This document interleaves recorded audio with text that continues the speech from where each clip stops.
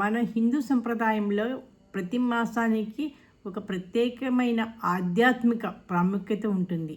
అందులో శ్రావణ మాసానికి మరింత విశిష్టమైన స్థానం ఉంది. శివుణ్ణి ఆరాధించే సోమవారాలు, మంగళగౌరి వ్రతాలు, శ్రావణ శుక్రవారాలు, వరలక్ష్మి వ్రతము, నాగపంచమి ఇలా ఎన్నో పూజలు, వ్రతాలు ఈ మాసంలో వస్తాయి.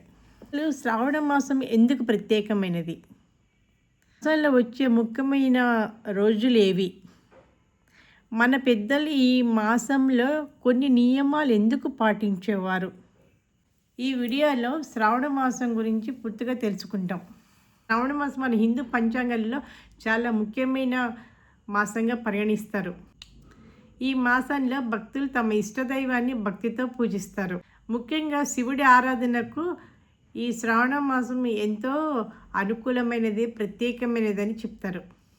ఉదయం నిద్ర లేచి ఇంటిని శుభ్రం చేసి, స్నానం చేసి శుచిగా దేవుణ్ణి ప్రార్థించడము, దీపం వెలిగించడము, తమకు సాధ్యమైన విధంగా పూజ చేయడము, ఇవన్నీ మన సంప్రదాయంలో ముఖ్యమైన భాగాలు. శ్రావణ సోమవారం. శ్రావణ మాసంలో వచ్చే సోమవారాలకు ప్రత్యేకమైన ప్రాముఖ్యత ఉంది. సోమవారం శివుడికి ప్రీతికరమైన రోజుగా భక్తులు భావిస్తారు. అందుకే శ్రావణ సోమవారం రోజున చాలామంది ఉపవాసం ఉండి శివలింగానికి అభిషేకం చేసి బిల్వదళాలతో పూజిస్తారు. ఉపవాసం ఉండవలసిన అవసరం లేదు.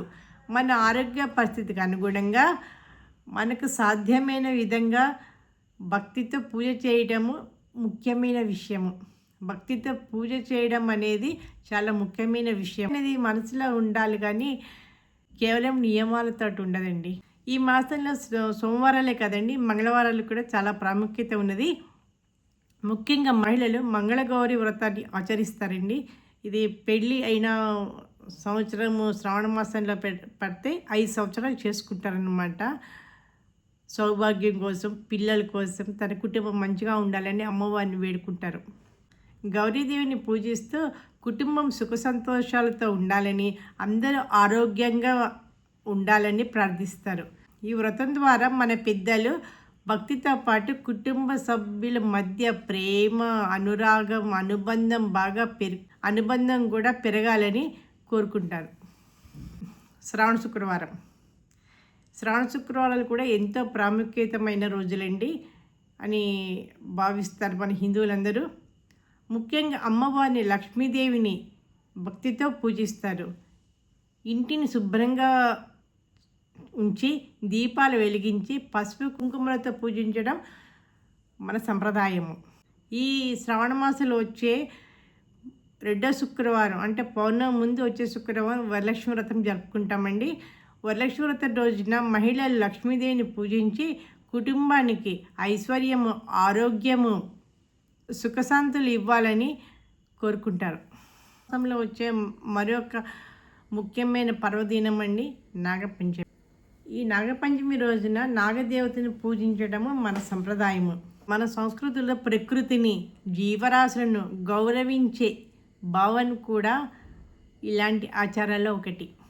అందుకే పండగల వెనుక ఉన్న ఆధ్యాత్మిక భావంతో పాటు ప్రకృతిని గౌరవించే సందేశాన్ని కూడా మనం గుర్తు చేసుకోవాలి. శ్రావణ మాసం మనకిచ్చే సందేశము.